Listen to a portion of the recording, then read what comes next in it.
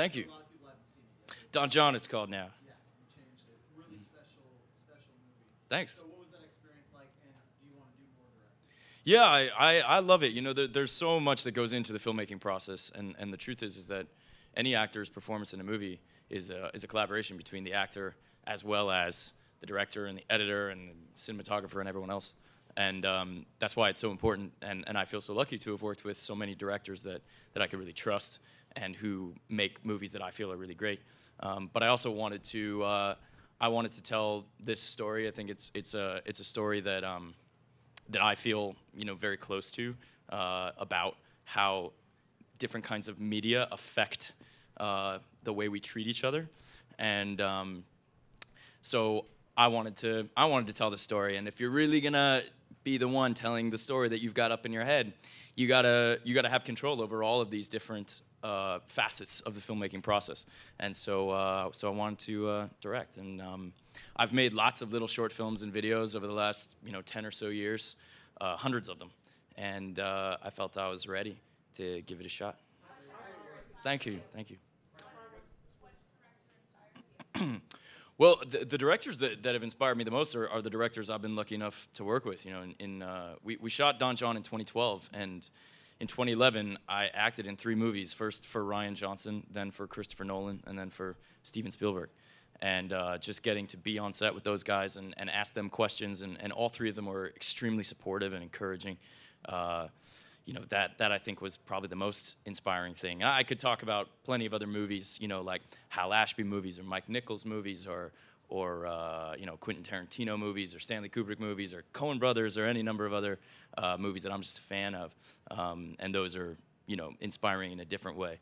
But getting to actually work with some filmmakers who I think are some of the best alive is huge for me. And I don't know if I would have felt so confident in doing it myself if I hadn't had that experience. How challenging is it to direct yourself?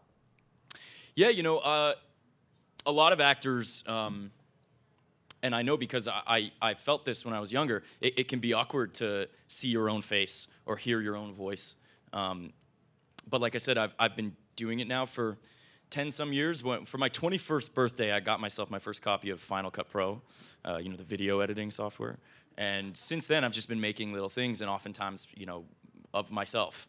And I think just over time, I got used to the sight of my own face and used to the sound of my own voice. And so it got to the point where I could be objective. And I really liked directing from the vantage point of acting, because that's the point of view that I'm accustomed to on a set. I feel like I can tell best if a take is working from within the take. And the few moments of the movie that I wasn't in, where I was sort of actually behind the camera and watching the actors do what they were doing, I felt less in control. I felt less in touch with what was going on, just probably because it's not what I'm used to. As a director, you have to know so much about current technology and formats and everything else. How do you, as an actor, A, have time to do that research? B, how do you know? Because I'm trying to direct now too. Oh yeah, cool. And I find myself just totally like paralyzed by all the options. Uh-huh. Just razor fist, make a decision and go with it. And what do you shoot? We shot on 35mm film, which I wanted to do because it's, you know, I think what I grew up on, and I think it's beautiful, and I still don't think there's any real parallel to it, even though I think a lot of the digital cameras nowadays, whether it's, you know, a Canon 5D or an Arri Alexa, make beautiful images, and there's beautiful movies being made with those cameras. There's still nothing like celluloid yet. But as far as, you know, like if you're directing, I would say, sure, it's good to have some measure of knowledge of stuff like that, but also you can't do everything yourself.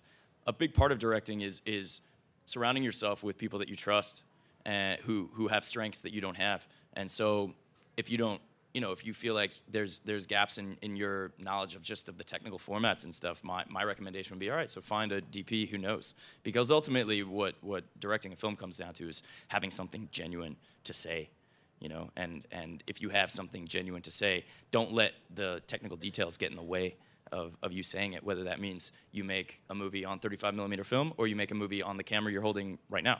I would say go do it. You know?